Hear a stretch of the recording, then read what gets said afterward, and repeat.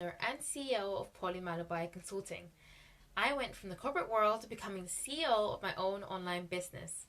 My passion now lies in empowering visionaries with strategy, coaching, and implementation support so that they can be unstoppable, combining my experience in Fortune 500 companies such as Google, managing multiple podcasts, and overcoming imposter syndrome.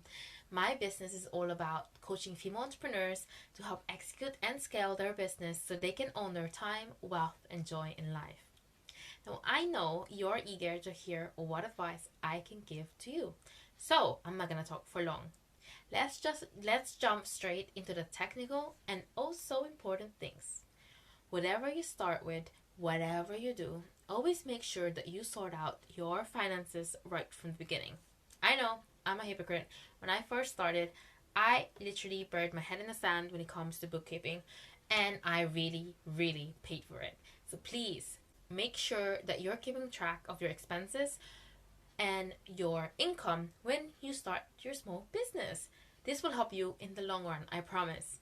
Find out how much you can invest from your pocket.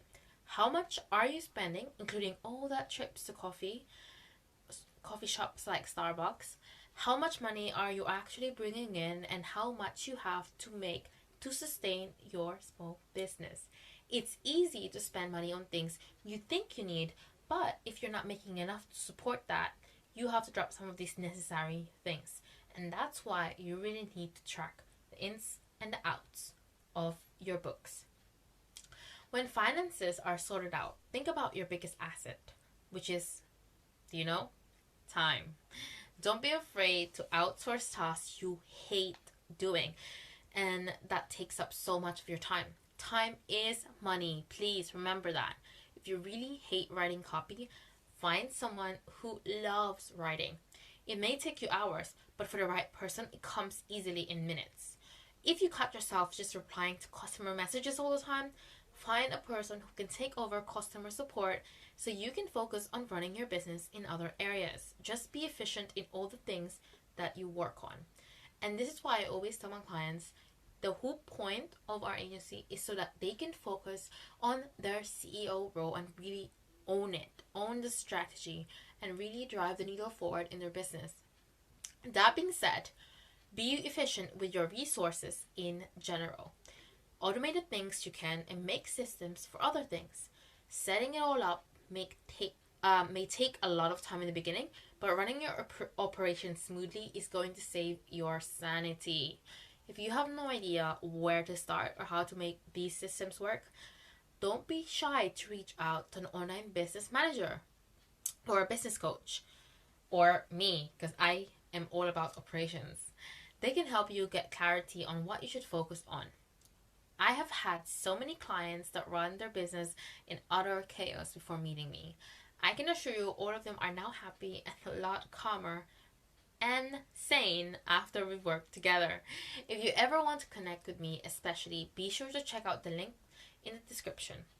Now, once you have order, some kind of order in the chaos, some kind of order inside your business, focus on the most important things: your clients and their experience. Warren Buffett, one of the biggest investors and business tycoons, has said, "Don't just satisfy your customer, delight him."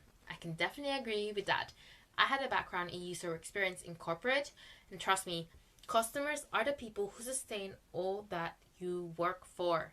If their experience is unforgettable and they feel that you provide excellent value, they can't get anywhere else. They will stay with you and also refer you. And referrals are the best way to get business. You've hit the jackpot when someone refers you.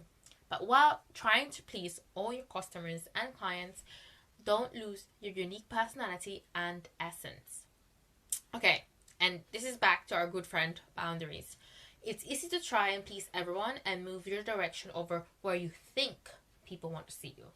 No matter what others say, if you feel that pleasing people takes you off the direction that you want to take, be sure to step up and protect the boundaries so you can continue being different and unique.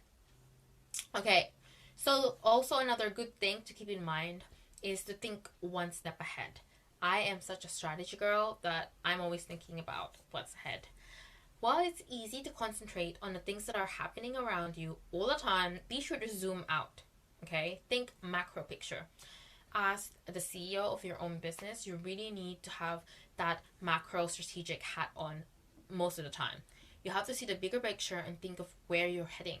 After all, when you're driving with a car, you need to take the correct position and show a light signal before you actually make the turn, right? Actually, I lied because I don't actually know how to drive, but I think that's the mechanics of it. You get my metaphor. It goes along similar lines when we talk about self-care. Now, I know everyone says this, but I have to repeat it again because sometimes, especially at the start of my business, I did not prioritize self-care. But please understand that it's not a sprint, it's a marathon. While you can have some sleepless nights, don't make it a norm. To function properly for many months and years to come, because we're trying to build a sustainable business here, you need proper sleep and some rest. Even if you feel like you shouldn't take a day off, don't think too much and just do it. Trust me, the world is not going to stop. Okay, so I've shared a lot of tips with you today, but the most important one of them all is don't be afraid. And this is better said than done. Speak up. Tell everyone what you're doing. Take the courage and send that email or offer. Start a conversation with a stranger or make that investment. Make your dreams happen. No one is going to do it for you. And continue being your passionate self. Your success at the end of the day is up to you. Okay, I hope you've enjoyed this video. Don't forget to comment on your key takeaways and connect with me on social media at CEO Pauline Malabai on Instagram and Pauline Malabai on LinkedIn. Also, I would love it if you check out the latest episode of my podcast, How She Owns It, where I interview female CEOs from all backgrounds and listen to their unique journeys in the online business world. They're killing it in their own way. So remember to boss your own business and offer value, and see you on the next video.